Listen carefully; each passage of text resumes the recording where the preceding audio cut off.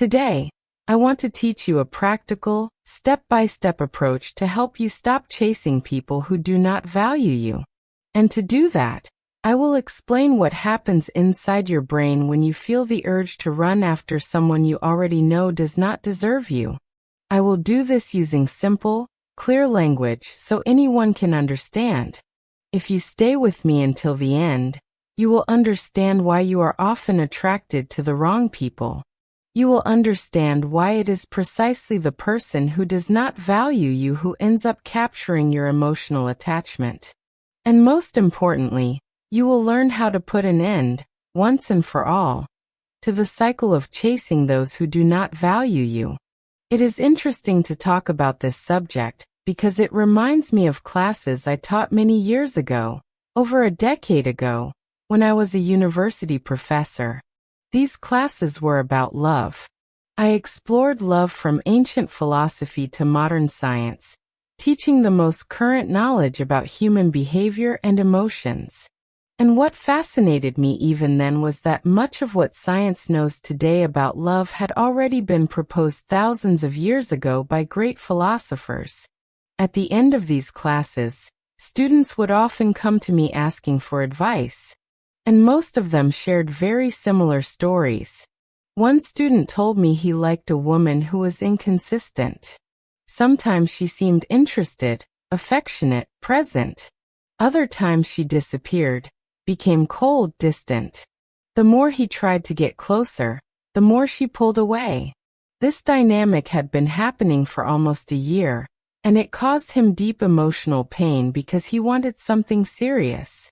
Another student told me she loved a man deeply, gave everything she had, but was treated with neglect and disrespect.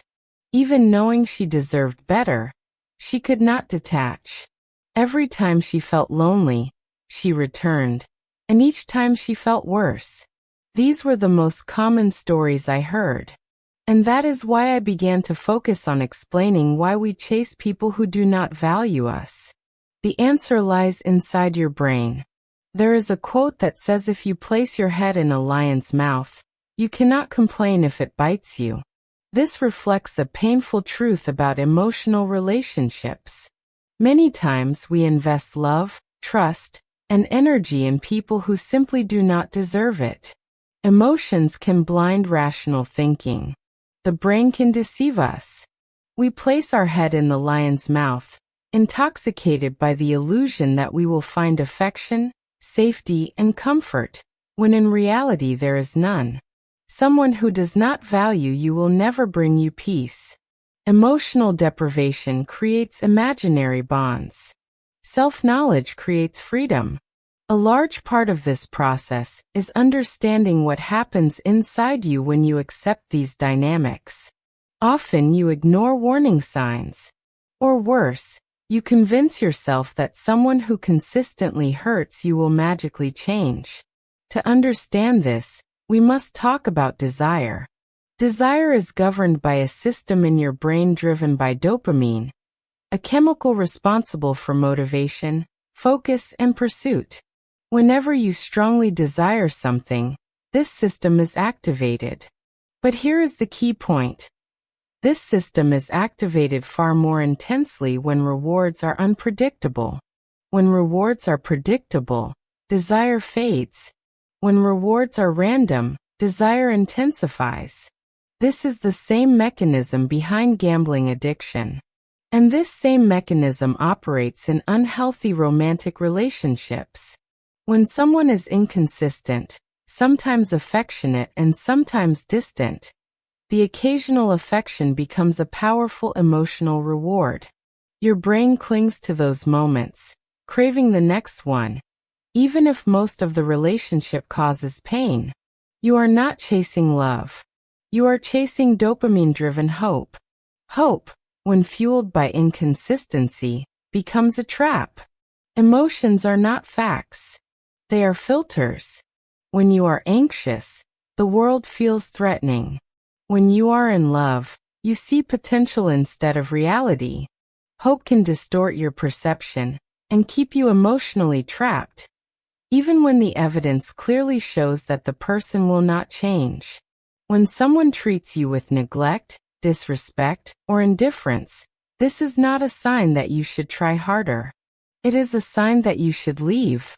Accepting mistreatment teaches others how to treat you. Self-respect is not cruelty. Self-respect is survival. To stop chasing those who do not value you, the first step is to stop pulling the lever. Any form of contact, direct or indirect, keeps the emotional addiction alive. Checking social media, rereading messages, replaying memories, all reinforce the bond.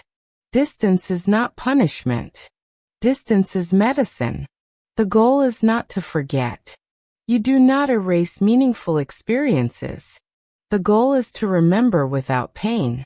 And for that, you must release guilt. It is not your fault that you loved, but it is your responsibility to protect yourself now.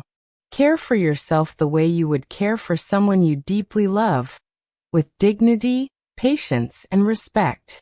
Do not destroy your self-worth for a hope that only exists in your imagination. You do not deserve to spend your life chasing someone who cannot see your value. There are billions of people in the world.